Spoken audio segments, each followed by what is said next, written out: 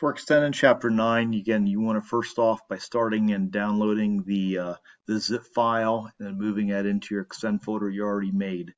Now at this point, you're simply going to be doing some modification to this.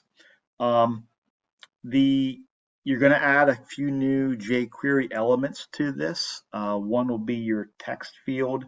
You're also going to be going back to a mobile slider and a mobile flip toggle switch. Again, all of these items will be back underneath the insert jQuery mobile. So again, here's your text that you need. You get your flip toggle switch.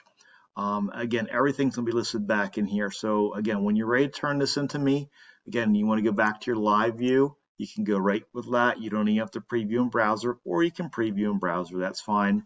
If you're in live view, make sure your options.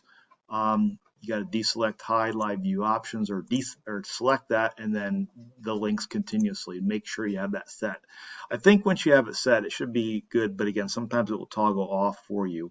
So again, here's my text input slider where I can go back and enter my text in, hit your home slider. Again, I have a flip switch here. I can slide up the values on here, and here's my flip switch on and off, home, and that's all I need to see for extend chapter 9.